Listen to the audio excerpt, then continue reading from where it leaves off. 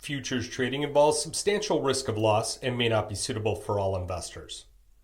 Good morning. It's Monday, February 24th, about 6 a.m. Central Time. Thanks for joining me. I'm Philip Streible, Chief Market Strategist at Blue Line Futures. So let's get you ready for the trading day. Take a look at precious metals, futures, in the commodities market. So starting with the U.S. equities here, we do have a bounce back up about 32 points on the S&P 500. Trading last at 60.61 and just off the high of the overnight session of 60.67. The low is 60.34. So a big snapback here from Friday's major sell-off here. The S&P 500 is up about 2.25% here year to date. So the indice, something you have to remember here is that last week Friday's sell-off did look pretty aggressive, but last week we did hit a all-time high on Tuesday before falling 3 to 4% on Friday, and it was the release of the flash services PMI data that's slipping below the 50 mark and really signaling a contraction while consumer sentiment hit a 15-month low on this lingering inflation data. So it's the softer than expected economic data, the persistent inflation that leads to the stagflation concerns. Remember, stagflation is one of the best economic environments for the gold market. Now, looking at dollar and yields and the impact that had, we saw the yields retreat here, and it's the softer data. While the dollar, it did slightly edge higher, it's coming under some pressure in the overnight session and is down from those 2-year highs. So many people believe that the higher tariffs mean a stronger dollar. However, I believe that President Trump is using them more as a bargaining tool rather than this long-term solution. In the overnight, he had told Mexico that they should implement higher tariffs on China, and if they do so, that we would reduce some of these tariffs that we're proposing on Mexico. And you could see it's that kind of rhetoric here of using those tariffs as a bargaining tool rather than a long-term policy solution. Now, turning our attention to the metals markets, and overnight, you do have April gold, the last trade here about 29.5740. That's up $4.30. It is the only metal here that is green on the screen. You got the overnight highs, 29.6370. Many of you have been working sells at about the 29.64 level. We've come up to that high several times over the last 4 or 5 trading sessions. We fell just below it here today. We'll see if we can recharge and regroup and move higher once the overnight session ends and the day session begins, where we've seen this kind of pump on the first initial opening of the day session, and markets seem to come off here into the European close. The low of the overnight session, 29.3680.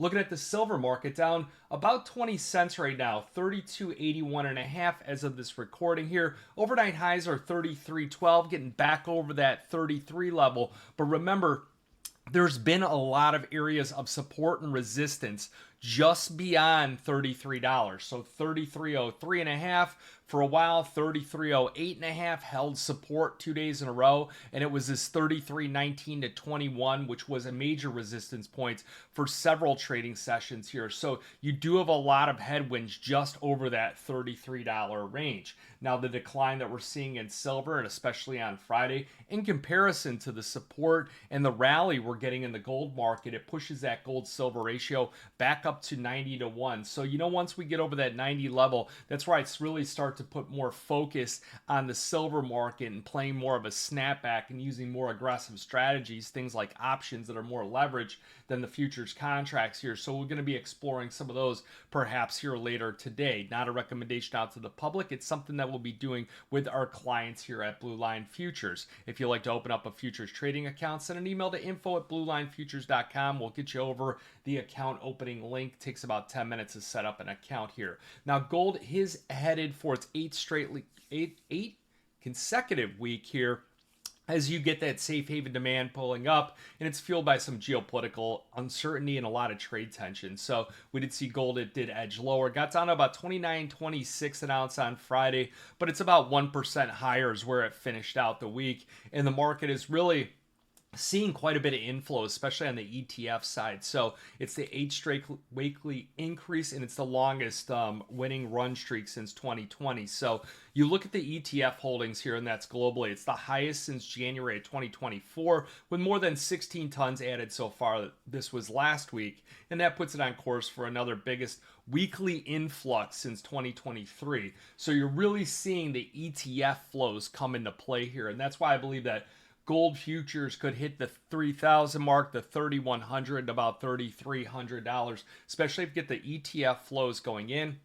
You get the stagflation concerns continuing, and then you also get the central bank buying also continuing in this markets here. So you did see the market, it hit that peak here last week, and then there was a discussion that the unwind of the Russia-Ukraine war, we saw a lot of those tensions and a lot of things kind of die down here, and we saw some of the money come out, especially from the geopolitical concerns here.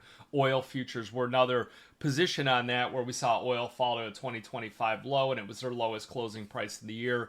And there's some discussion about there is a hard stance on the Middle East, on certain areas of that, especially Iran. However, Iraq could really come in and step up and provide some additional support, some additional increased flows here that is going to weaken some of those supply constraints here. So we've seen crude oil fall for about 5 straight weeks, longest streak in more than a year here, and it's trapped in like a $5 range. I call it from $70 on up to $75. We're trading right now $70.50 here. So it slid about 3% on Friday, got down to about 70.40, and it was its lowest level since December 26th. They dipped below the 100-day moving average right around 71.51.